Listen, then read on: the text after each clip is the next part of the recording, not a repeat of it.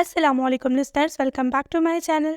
آج آپ سنیں گے ناول اظہار کی حاجت ہے بائی روہیلا خان، اور یہ ناول میرے لیے بھی نیو ہے، بس میں نے اس کو سٹارٹ کر دیا۔ چھوٹی سی شارٹ سی سٹوری تھی اور روہیلا خان اچھا لکھتی ہیں، مجھے امید ہے کہ ناول بھی اچھا ہوگا، تو چلیے ساتھ میں پڑھتے ہیں اور سنتے ہیں۔ So let start the episode number 1۔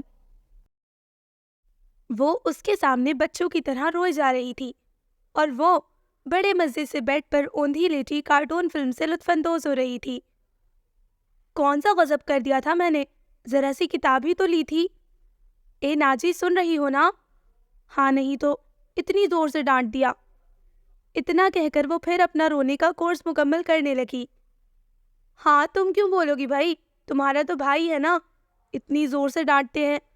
اس نے پھر سے صدا لگائی، لیکن ناجی کے کان پر جوں بھی نہ رینگی، اور وہ خود اپنے اوپر ترس کھا کر زور سے آنکھیں میچ میچ کر پھر شروع ہو گئی۔ ویسے بھی تکلیف کے وقت انسان کو اپنی ماں یاد آتی ہے، سو اسے بھی اپنی امی کی یاد بڑی شدت سے ستا رہی تھی۔ حالانکہ صفیہ بیگم پہلی ہی منزل پر اپنے کمرے میں مقید بڑے آرام سے اے سی کی ٹھنڈی ہواؤں میں نیند کے مزے لے رہی تھی، لیکن دوری تو دوری ہی کہلاتی ہے۔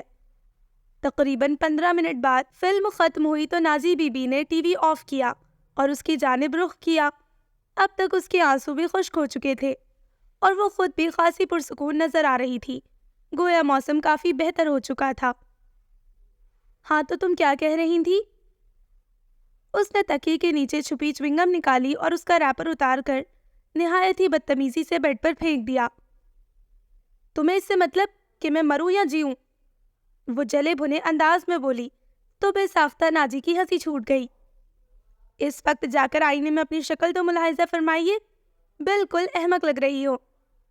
ہاں میں احمق ہی ہوں، اور تم اور وہ تمہارے لمبو بھیا ہی تو دنیا جہان کے عقل مند ہیں۔ وہ کچھ اور سلگ اٹھی تھی۔ ویسے کہہ تو ٹھیک رہی ہو، سال میں 12 مہینے ہوتے ہیں، اور ان 12 مہینوں میں کوئی بمشکل 10-12 باتیں ہی تمہاری ٹھیک ہوتی ہیں، ورنہ تو… اس نے چوئنگم منہ میں ڈالتے ہوئے شرارتی انداز میں اس کی جانب دیکھا۔ ٹھیک ہے تو میں چلتی ہوں، اب تم مجھے دیکھنا۔ وہ خاصے جذباتی انداز میں اٹھی۔ ارے نیشا جان، تم تو مائنڈ کرنے لگ گئی۔ وہ اسے پکڑنے کو بڑھی تھی، لیکن اس کا انداز خاصا جارحانہ تھا۔ میں تم سے اتنی دیر سے بکواس ہی تو کر رہی تھی نا، لیکن تمہیں تو فلم دیکھنے سے فرصت ہی نہیں تھی۔ اس کی بڑی بڑی آنکھوں میں پھر سے آنسو چمکنے لگے تھے۔ میں تو تمہیں تنگ کر رہی تھی، ورنہ میرے پاس اپنی پیاری سی نشا کے لیے فرصت ہی فرصت ہے۔ اب موڈ نہ خراب کرو اور شرافت سے ٹک جاؤ۔ اس نے کندھوں سے پکڑ کر اسے بیڈ پر دھکیلا۔ تم کیوں بھیا کے منہ لگتی ہو؟ تمہیں پتا تو ہے ان کی عادت کا، ایک دم چڑچڑے ہے، اور ہم ہیں نرم خو حسینہ۔ جی آپ ہم سے گفت و شنید کر سکتی ہیں۔ وہ سینے پر ہاتھ رکھ کر اس کے سامنے جھکی تو اس کے لبوں پر دھیمی سی مسکراہٹ بکھر گئی۔ ناجی تم بہت اچھی ہو، میں تم سے پوچھے بغیر ہی تمہاری ڈریسز تک استعمال کر لیتی ہوں، لیکن ان کی اتنی سی چیز کو ان کی بغیر اجازت کے چھو بھی لو تو وہ اتنا ناراض ہوتے ہیں کہ بس۔ اس کے مسکراتے چہرے پر نہ جانے کہاں سے اتنی سوچیں امڈ آئی تھی۔ ناجی اس کے بارے میں متفکر ہو گئی۔ تم اتنا سیریس کیوں لے رہی ہو؟ وہ اس کے برابر بیٹھ گئی اور پیار سے اپنی باہیں اس کے گلے میں ڈال دی۔ میں تو سیریس نہیں لے رہی، مجھے کون سی ان کی پرواہ ہے، بڑے آئے کہیں کے۔ یک لخت اس کے چہرے پر بے فکری دوڑ گئی۔ وہیں سے نا، ناجی نے مسکرا کر کہا، اور وہ دونوں کھلکھلا کر ہنس پڑی۔ 200 گز کے اس 2 منزلہ گھر میں واجد علی اور احمد علی اپنی ماں اور بیوی بچوں کے ہمراہ خوشگوار زندگی گزار رہے تھے۔ ان کی اماں نے باپ کا سایہ سر سے ہٹتے ہی اپنی محبت کی گھنی چھاؤں دونوں بیٹوں پر کچھ اس طرح سے کی کہ بچپن سے لے کر بڑھاپے تک دونوں ایک دوسرے سے جڑے رہے۔ یہ ان کا پیار اور اتفاق ہی تھا جس نے 2 مختلف گھروں سے آنے والی بہوؤں کے درمیان بھی اس رشتے کو استوار رکھا۔ کاشان اور ناجیہ کہنے کو بڑے بھائی واجد علی کی اولاد تھے، لیکن وہ آنکھوں کا تارا احمد علی کے تھے۔ ناجیہ کی جو بات بڑی امی نہ مانتی، وہ چھوٹی امی کے ذریعے منوا لیتی تھی۔ یہی آپس کی مضبوطی سے بندھے پیار کے رشتے تھے، جس کی بنا پر نشا کے پیدا ہوتے ہی اسے کاشان کے لیے مانگ لیا گیا تھا۔ احمد علی اب بھی کبھی دل محسوس کر رہ جاتے کہ اگر ان کے یہاں بھی ایک بیٹا اور ہوتا تو وہ ناجیہ کو اس کے لیے مانگ لیتے، لیکن قدرت کے کاموں میں بھلا کون دخل دے سکتا ہے؟ بس یہی سوچ کر وہ اپنے آپ کو تسلی دیتے۔ تینوں بچے اپنی دادی جان سے خاص لگاؤ رکھتے تھے۔ آپ بھی کبھی نشا اور نازیہ ان کے وجود سے چمٹی ان کے بچپن کے زمانے کی باتیں سنتی، یہ الف لیلوی کہانیاں جو اب بھی انہیں حقیقت ہی لگتی تھیں؟ دادی جان، آپ کا زمانہ بڑا اچھا تھا، نہ ٹی وی نہ VCR، آپ لوگ کتنے مزے سے ایک دوسرے کے کام کرتی ہوں گی، اور آپ کو کالج بھی نہیں جانا پڑتا ہوگا۔ نازی پڑھائی کے معاملے میں خاصی کمزور تھی۔ ہاں بیٹا، دن بھر کام کاج میں مصروف رہتے اور وقت گزرنے کا احساس تک نہ ہوتا۔ لیکن بیٹا، سب باتیں اپنے اپنے زمانے کے لحاظ سے ہی اچھی لگتی ہیں۔ پڑھتے تو ہم بھی تھے۔ ہمارے اسکول جانے کے لیے ڈولیوں کا انتظام ہوتا تھا جن پر پردہ پڑا ہوتا تھا۔ مجال تھی کہ کسی کہار کی نگاہ ڈولی کے اندر پڑے، وہ ڈولی صحن میں رکھ کر گھر سے باہر چلے جاتے تھے۔ جب لڑکیاں بالیاں ڈولی میں بیٹھ جاتی تو کہار باہر سے آواز لگاتے، بیٹھ گئی بی بی؟ پھر جب لڑکیوں کی طرف سے جواب ملتا تو وہ صحن میں داخل ہوتے اور ڈولی اٹھاتے۔ ہائے دادی جان، ڈولی میں جھولتے ہوئے کتنا مزہ آتا ہوگا نا؟ نشا سوچتے ہوئے بولی۔ اگر تم ہوتی نا دادی جان کی جگہ تو کئی بار ڈولی سے لڑک کر باہر گر چکی ہوتی۔ نشا نے چونک کر دیکھا، کاشان کے ہاتھ میں دادی جان کے ہاتھ تھے، وہی آنکھوں میں تضحیک کی جھلک، وہی اکڑ، وہی غرور۔ اس کا چہرہ بجھتا گیا۔ ارے واہ، کیوں گرتی میری بچی؟ دادی جان نے اس کے بالوں پر شفقت سے ہاتھ پھیرا۔ دادی جان، آپ کو نہیں پتا، ان لوگوں کی حرکتیں خاصی اوٹ پٹانگ قسم کی ہیں۔ اس کے لب مسکرا رہے تھے۔ اچھا، تو ہماری حرکتیں اوٹ پٹانگ ہوتی ہیں اور آپ تو جیسے ایک دم پرفیکٹ ہیں نا؟ تم آرٹس کی اسٹوڈنٹس تھوڑی سی ادھر سے کریک ہوتی ہو کیا؟ اس کی انگلی کا اشارہ دماغ کی جانب تھا، آنکھوں میں وہی مسکراہٹ تھی۔ اور آپ انجینئرنگ کے سارے کمالات کے ماہر ہیں، تب ہی ساری ساری رات پڑھتے رہتے ہیں، تب کہیں جا کر مشکل سے پاس ہوتے ہیں، اور ہم صرف 12 بجے تک اسٹڈیز کرتے ہیں، وہ بھی ایگزامز کے زمانے میں، اور دیکھیے کیا شاندار رزلٹ لاتے ہیں۔ کیوں نشا؟ نازی نے کمر باندھ لی تھی، وہ مقابلے پر اتر آئی تھی۔ حالانکہ اس کا رزلٹ تو ہمیشہ ایسا ہوتا تھا کہ کئی دنوں تک تایا بس سے جھاڑ سننی پڑتی۔ ان سے کیا پوچھتی ہو، انہیں ویسے بھی سوائے ہنسنے اور رونے کے اور کچھ نہیں آتا۔ اس نے براہ راست اس پر وار کیا تھا۔ ارے ارے، آپ تو شروع ہی ہو گئے، بیچاری اتنی اچھی تو ہے، معصوم سی۔ ناجی نے اس کے لیے راہ ہموار کی۔ معصوم سی؟ اف توبہ، دادی جان روتی شکل ہے یہ پوری۔ ذرا سا کچھ کہہ دیا تو بس آنکھوں سے برسات شروع۔ اس کے اس بار کا واقعی اس پر اثر ہوا اور اس کی آنکھیں بھیگ گئیں۔ یہ دیکھیے، اب وہ اس کا مذاق اڑانے پر اتر آیا تھا۔ جا بیٹا، تو جا کر اپنی پڑھائی کر، خواہ مخواہ بچے کے پیچھے ہی پڑ گیا ہے۔ دادی جان حالات کی نزاکت کو سمجھ چکی تھی۔ اس نے بھی ان کا ریڈ سگنل پا کر بھاگنے میں ہی عافیت سمجھی، اور پھر واقعی برسات شروع ہو گئی تھی۔ سمجھ میں نہیں آتا تم لوگوں کا بچپنا کب ختم ہوگا، دادی جان منہ ہی منہ میں بڑبڑائیں تھی۔ اس کا کالج میں نیا نیا ایڈمیشن ہوا تھا، تبھی وہ اکیلی کھڑی تھی۔ اسے یوں کوریڈور میں تنہا دیکھ کر نازیہ اس کی جانب بڑھی، اور تھوڑی ہی دیر میں ان دونوں کے درمیان اچھی خاصی دوستی ہو گئی۔ نشا، ان سے ملو، یہ ایمان ہے۔ وہ لائبریری میں بیٹھی کتاب سے پوائنٹس اتار رہی تھی۔ اور یہ نشا ہے، تمہاری کزن۔ وہ خاصی بے تکلفی سے اس سے مخاطب تھی۔ سانولی سلونی رنگت پر اس کے تیکھے نقوش کسی دل والے کو گھائل کر دینے کے لیے کافی تھے۔ آپ کا ٹرانسفر کس کالج سے ہوا ہے؟ ارے یار، یا آپ جناب کا چکر چھوڑو اور تم سے مخاطب کرو، میں ان فارمیلٹیز میں نہیں پڑتی۔ اس نے نشا کو ٹوک دیا تو وہ خجل سی ہو گئی۔ نشا ایمان بہت اچھی لڑکی ہے۔ نازیہ نے بڑی محبت سے اس کا ہاتھ تھاما ہوا تھا۔ اس لیے کہ تم خود بہت اچھی ہو نازیہ۔ اس کے انداز میں ایک ادائے دل ربائی تھی۔ چلو نشا، کینٹین چلتے ہیں۔ نہیں نازیہ، بھی کچھ کام باقی ہے، تم لوگ چلی جاؤ۔ وہ پھر کتاب پر جھک گئی۔ چلو ہم دونوں چلتے ہیں۔ ایمان نے نازیہ کو گھسیٹا اور نہ چاہتے ہوئے بھی نازیہ اس کے ہمراہ چل دی۔ اس کے بعد سارے راستے ان دونوں میں بحث ہوتی رہی کہ ایمان سے دوستی رکھنی چاہیے یا نہیں۔ نازیہ تو مکمل طور پر اس کے حق میں تھی، جبکہ نشا کچھ تذبذب میں تھی۔ مجھے تو وہ لڑکی بالکل اچھی نہیں لگی۔ یونیفارم دیکھا تھا اس کا، اتنا چست تھا جیسے پہننے کے بعد سلوایا ہو۔ اوہ یار، آج کل ویسے بھی اس کا فیشن ہے۔ تو وہ کالج میں کس کو اپنے فیشن دکھانے آئی تھی؟ لیکن مجھے وہ بالکل اچھی نہیں لگی۔ اس کے سٹائل بھی مجھے عجیب سے لگے تھے۔ نہیں تو ایسے ہی شک ہو رہا ہے، اتنی تو اچھی ہے، بس ذرا فیشن کی ماری ہے۔ خیر، اگر تمہیں وہ پسند ہے تو مجھے کیا اعتراض ہو سکتا ہے، لیکن پھر بھی ہمارے گروپ میں ایسی کوئی لڑکی نہیں ہے۔ نشا کو پہلی ہی نظر میں وہ اچھی نہیں لگی تھی۔ ایک تو ہم لوگوں میں یہ بہت بڑی برائی ہے کہ اپنے ہی محور کے گرد گھومتے رہتے ہیں، کبھی محور سے نکلنے کی، اس پار جھانکنے کی کوشش ہی نہیں کرتے۔ ناجیہ کے چہرے پر ناگواری کے تاثرات ابھر آئے۔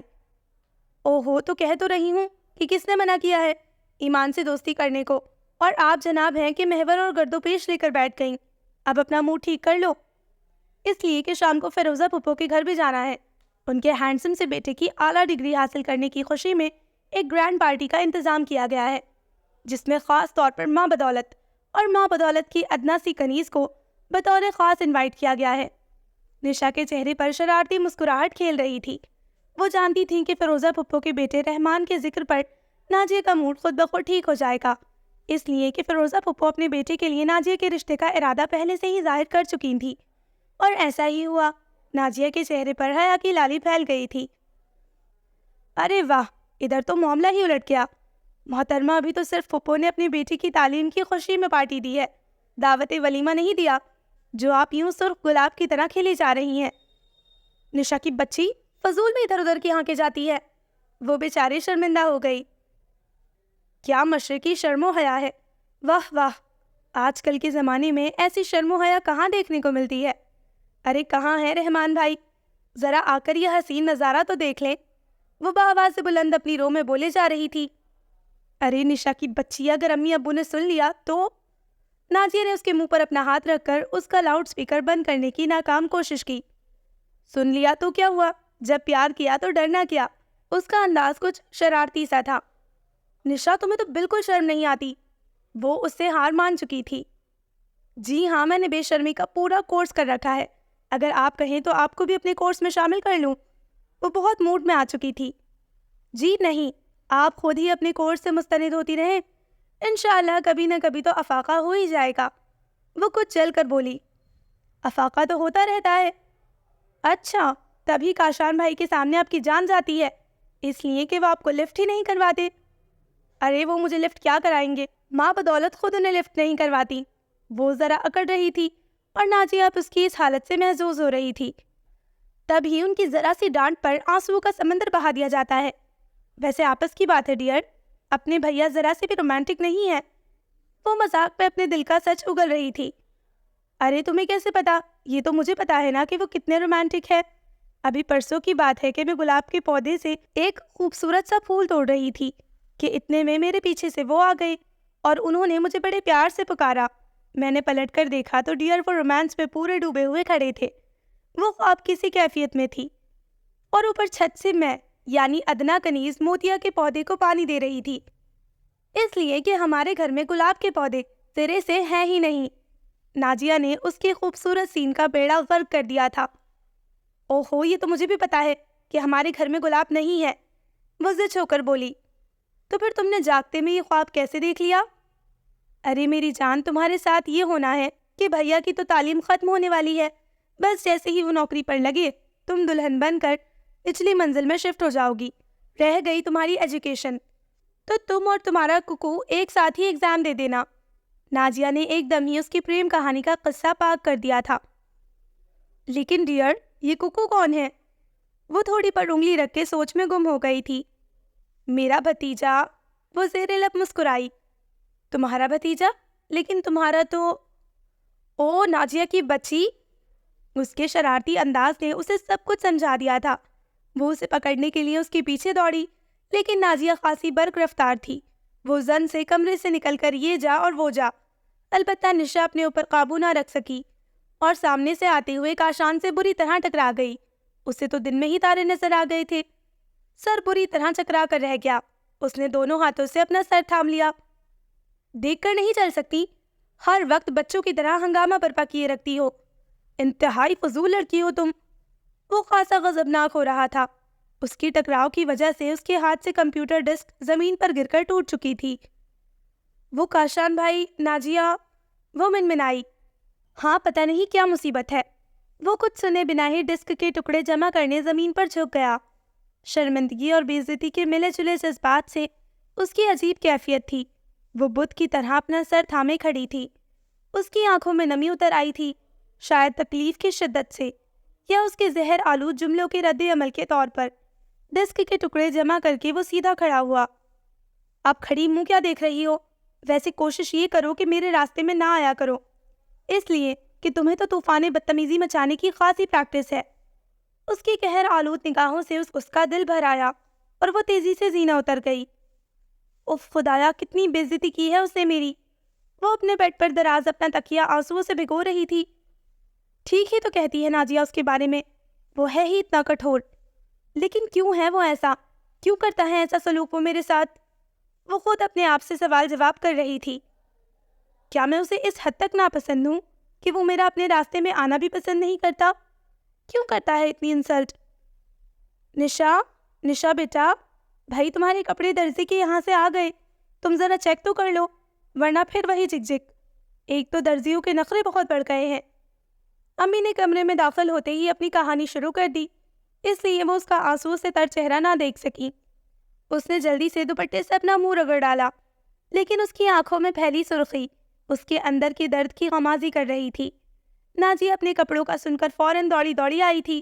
اسے شام کو سج دھج کر فیروزہ پھپھو کے گھر پہنچنے کی دھن سوار تھی۔ دشا، سچ بتاؤ، یہ کلر مجھ پر سوٹ کر رہا ہے نا؟ ورنہ وہی آف وائٹ کڑھائی والا سوٹ پہن لوں جو میں نے کالج کی میلاد میں پہنا تھا۔ وہ نیا سلا سلایا سوٹ اپنے سے لگائے آئینے کے سامنے اپنا جائزہ لے رہی تھی۔ اچھا لگ رہا ہے یہ۔ اس نے ایک اچٹتی نظر اس پر ڈالی اور پھر اپنی انگلیاں مڑوڑنے لگی۔ اتنا تو اچھا نہیں لگ رہا، لیکن تم کہہ رہی ہو تو ٹھیک ہے۔ ارے، یہ تمہارا منہ کیوں لٹکا ہوا ہے؟ وہ اس کی جانب مڑی، اس کی آنکھیں کوئی اور ہی کہانی سنا رہی تھیں۔ کچھ نہیں، ٹھیک ہوں میں۔ اس کی نگاہیں آنسوؤں کے بوجھ سے جھکی جا رہی تھیں۔ ٹھیک تو نہیں ہوں؟ وہ اس کے نزدیک آ کر اس کا بغور جائزہ لیتے ہوئے بولی۔ میں جانتی ہوں، پھر تمہارا بھیا سے جھگڑا ہوا ہے نا؟ انہوں نے تمہیں ڈانٹا ہوگا اور… ابھی اس کا جملہ ادھورا ہی تھا کہ اس کے نین برس پڑے۔ نشا ڈیئر، میں سوری کرتی ہوں ان کی طرف سے۔ آخر تم کب تک ان کی وجہ سے شرمندہ ہوتی رہو گی؟ میں امی سے بات کروں گی کہ بھیا کے مزاج کا کچھ کرے، زیادہ ہی بگڑ گئے ہیں وہ۔ مجھے تو لگتا ہے کہ ہمارے بڑوں نے ہمارے لیے بچپن میں جو فیصلہ کیا تھا وہ غلط ہے۔ اس کا دل کٹے جا رہا تھا۔ یہ تم کیا کہہ رہی ہو؟ تم جانتی ہو کہ بھیا اپنی اسٹڈیز کے بارے میں خاصے سیریس ہیں، اور پھر ان کے سیمسٹر ہونے والے ہیں۔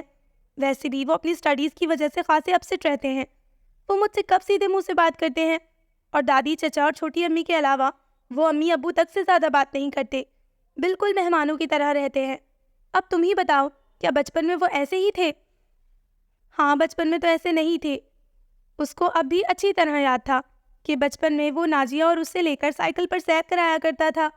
وہ سائیکل پر بیٹھنے سے ڈرتی تھی، وہ اسے اپنے آگے بٹھایا کرتا تاکہ وہ خوفزدہ نہ ہو۔ وہ دن بھی کتنے سہانے تھے جب کڑی دھوپ میں وہ تینوں برابر والے انکل کے گھر کیریاں توڑنے چپکے سے نکلا کرتے۔ وہ ان دونوں کی ایسے رکھوالی کرتا جیسے ان دونوں کا محافظ ہو، لیکن جوانی نے اس کے رویے میں بہت تبدیلی پیدا کر دی تھی۔ یا وہ اس کا محتاط رویہ تھا جو وہ اس سے کھنچا رہتا تھا، لیکن اس کی زبان کی تلخی اس کے دل میں ببول کے کانٹے کی طرح چبھتی، اور اب تو وہ کاٹ کھانے کو دوڑتا تھا۔ نشا، ایسا پھر کبھی نہ کہنا، ورنہ سب کو بہت افسوس ہوگا۔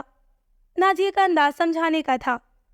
نازیہ، میں تو بہت کوشش کرتی ہوں، لیکن کیا کروں، شک کا زہر کبھی کبھی ڈسنے لگتا ہے۔ وقت کے ساتھ ساتھ شک بھی دور ہو جائے گا۔ اب اپنے آنسو پوچھو اور شام کی تیاری کرو۔ کیا پارٹی میں نہیں جانا؟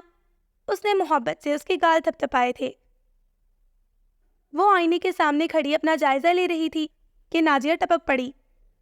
ارے واہ، آپ تو قیامت ڈھا رہی ہیں۔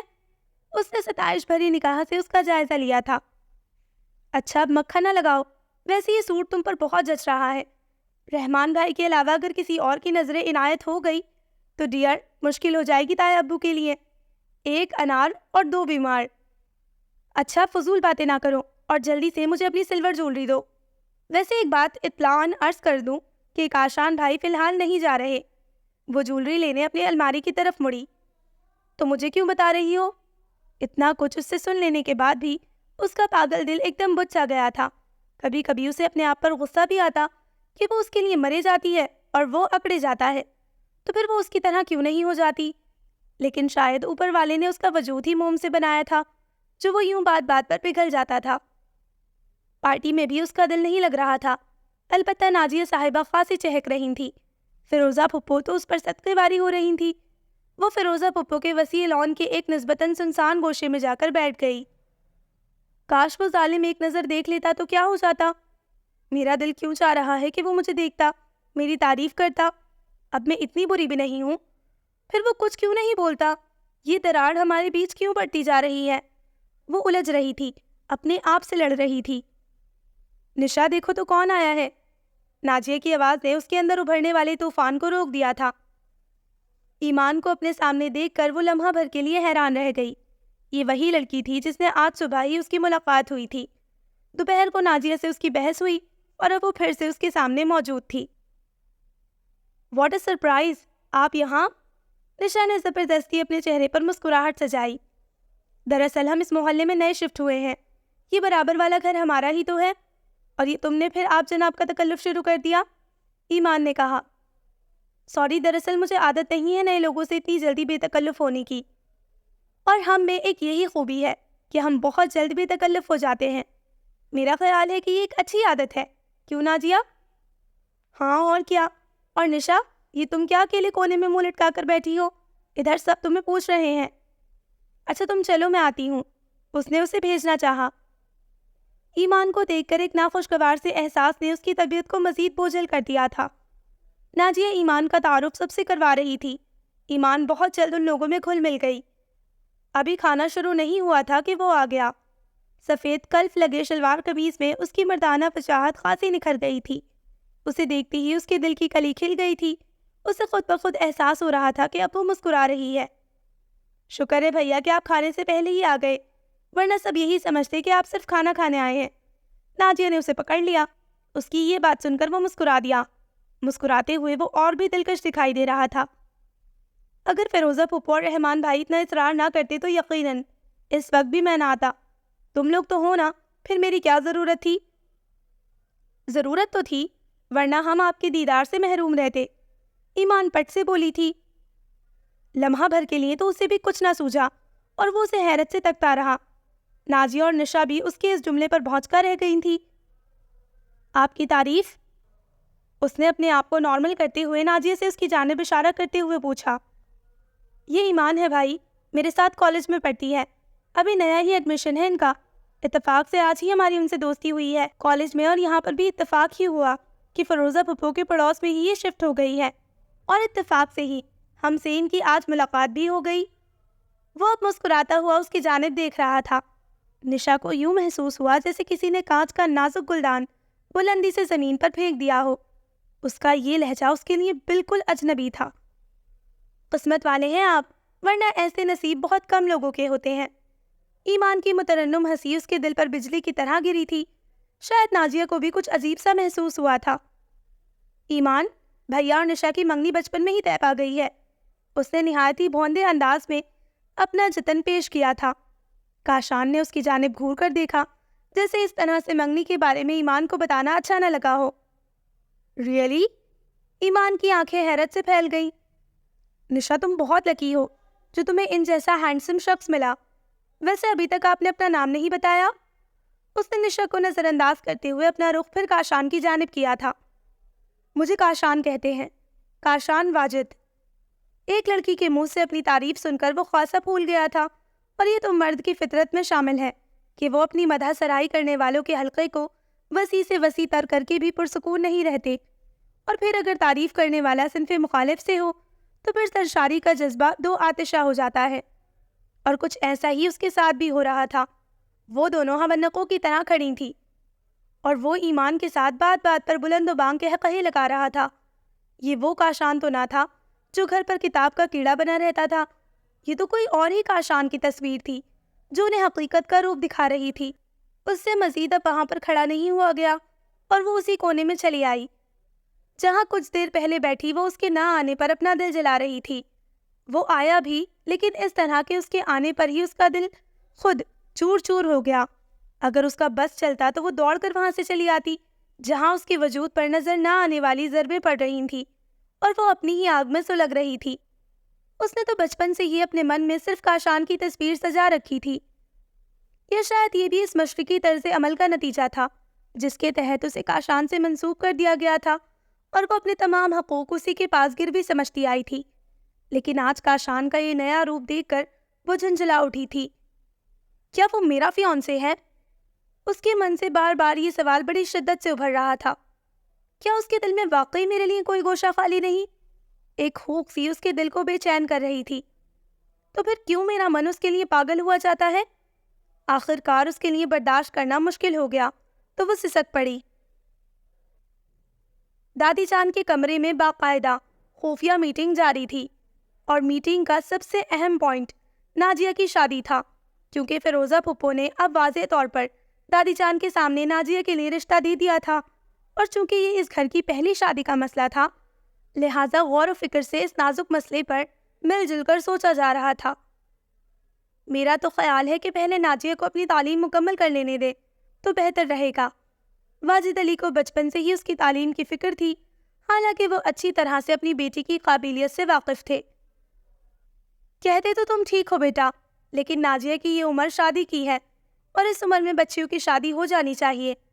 دادی نے نہایت ہی ہوشیاری سے اپنا نقطۂ نظر پیش کیا۔ لیکن بھائی جان ٹھیک کہتے ہیں اماں، ابھی ناجیہ کی عمر ہی کیا ہے؟ احمد علی بھی اپنے بڑے بھائی کے خیال سے متفق تھے۔ لیکن احمد بھائی، ہم اپنی بچی سے خوب واقف ہیں، کس مشکل سے اس نے انٹر پاس کیا تھا، اور ابھی بھی 3rd ایئر کے 2 پرچوں میں وہ رہ گئی ہے۔ اگر اسی طرح ہم نے اس کے پاس ہونے کا انتظار کیا تو پھر ہو چکی اس کی شادی۔ تائی اماں نے صاحب گوئی سے کام لیا تو صفیہ بیگم بھی اختیار مسکرا دی۔ بھابھی، آپ بچی کے سامنے ایسے نہ کہہ دیجیے گا، دل ٹوٹ جائے گا اس کا۔ لیکن صفیہ بھابھی، یہ بھی تو دیکھیے کہ پھر رحمان جیسا اچھا ور کب ملتا ہے۔ ابھی تو فیروزہ باجی کو اپنا اکیلا پن ستا رہا ہے، اور پھر رحمان بھی خاصا فرمانبردار ہے، ورنہ آج کل تو لڑکے پڑھنے کے بہانے باہر جاتے ہیں اور ساتھ ہی ڈگری اور بیوی دونوں ہی اٹھا لاتے ہیں۔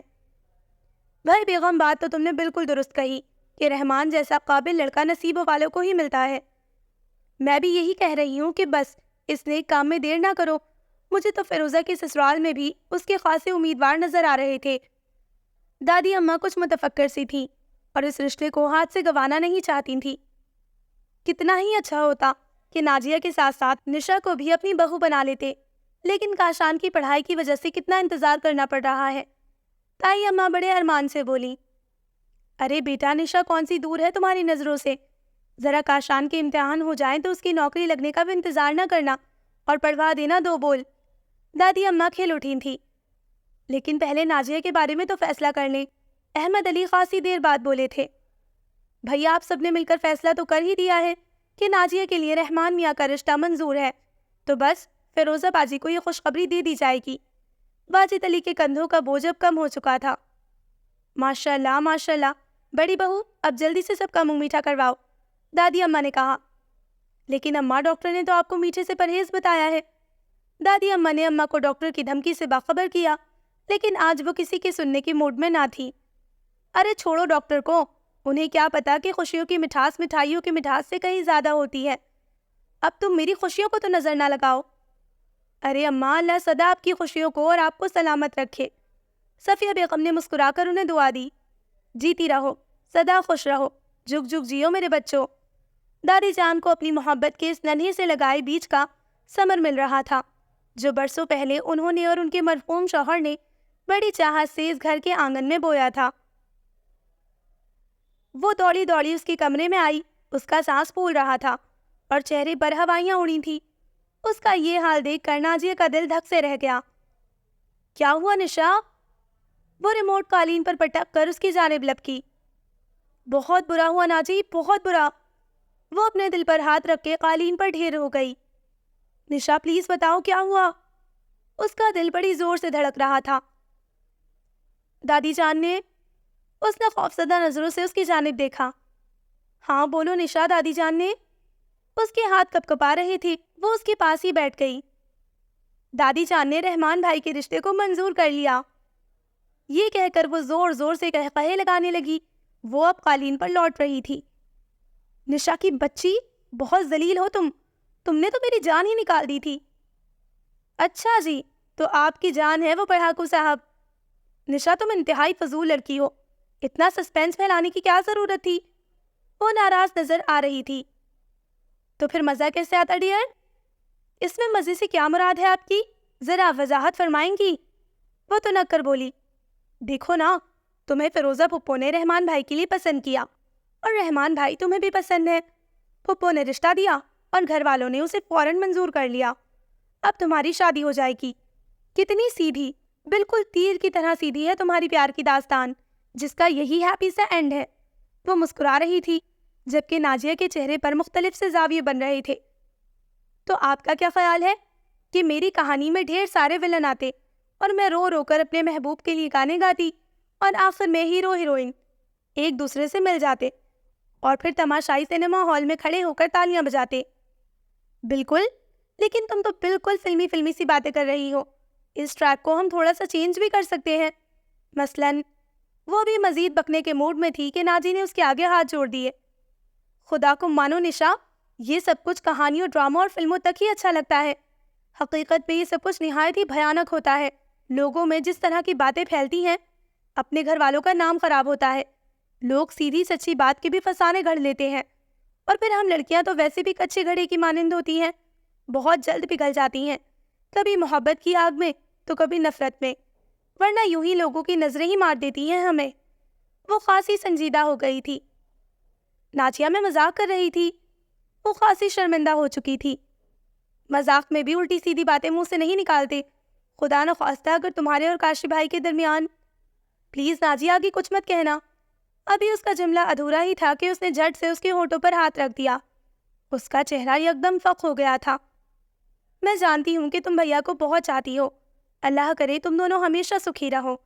ناجیہ نے اسے اپنے گلے سے لگایا. اس نے محسوس کیا کہ وہ کانپ رہی تھی. بزدل کہیں کی. نازیہ کے دل نے اسے سرزنش کی تھی. So listeners, this was the end of the episode number 1. جلد ملتے ہیں لاسٹ ایپیسوڈ کے ساتھ. تب تک اپنا خیال رکھیں، دعاؤں میں یاد رکھیں. اللہ حافظ.